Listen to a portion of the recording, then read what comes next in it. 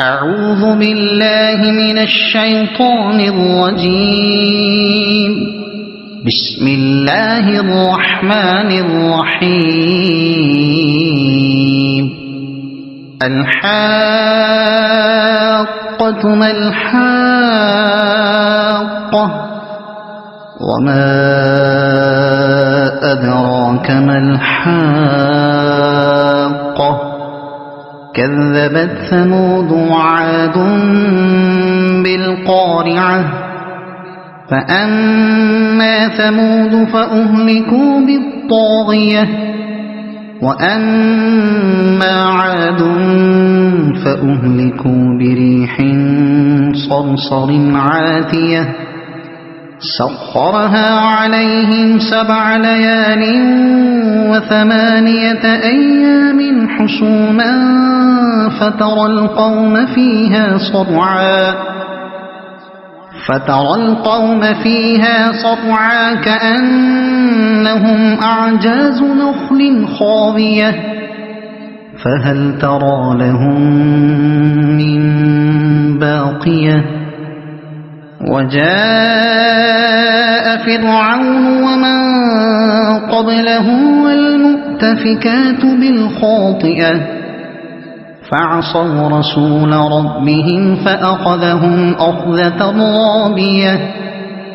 إنا لما طغى الماء حملناكم في الجارية لنجعلها لكم تذكرة وتعيها أذن واعية فإذا نفخ في الصور نفخة واحدة وحملت الأرض والجبال فدكتا دكة واحدة فيومئذ وقعت الواقعة وانشقت السماء فهي يومئذ واهية والملك على أرجائها ويحمل عرش ربك فوقهم يومئذ 8 يومئذ تعرضون لا تخفى منكم خافية فأما من أوتي كتابه بيمينه فيقول هاؤم اقرءوا كتابيه إني ظننت أني ملاق حسابيه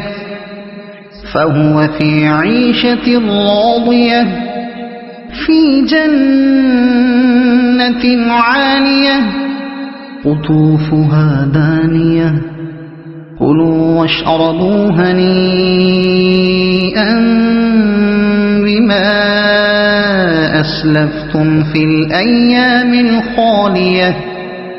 وأما من أوتي كتابه بشماله فيقول يا ليتني لم أوت كتابيه ولم أدر ما حسابيه يا ليتها كانت القاضية ما أغنى عني ماليه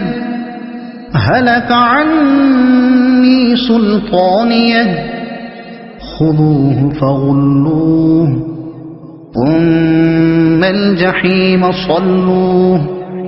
ثم في سلسلة ذرعها 70 ذراعا فاسلكوه إنه كان لا يؤمن بالله العظيم ولا يحض على طعام المسكين فليس له اليوم هاهنا حميم ولا طعام إلا من غسلين لا يأكله إلا الخاطئون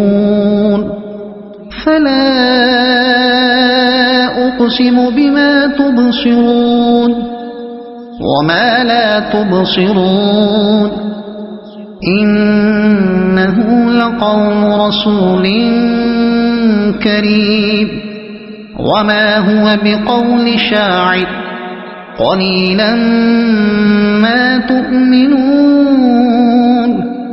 ولا بقول كاهن قليلا ما تذكرون تنزيل من رب العالمين ولو تقول علينا بعض الأقاويل لأخذنا منه باليمين ثم لقطعنا منه الوتين فما منكم من أحد عنه حاجزين وإنه لتذكرة للمتقين وإنا لنعلم أن منكم مكذبين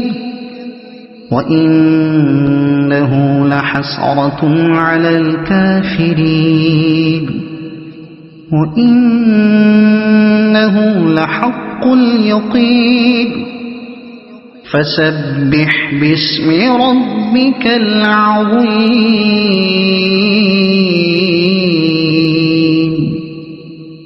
صدق الله العظيم.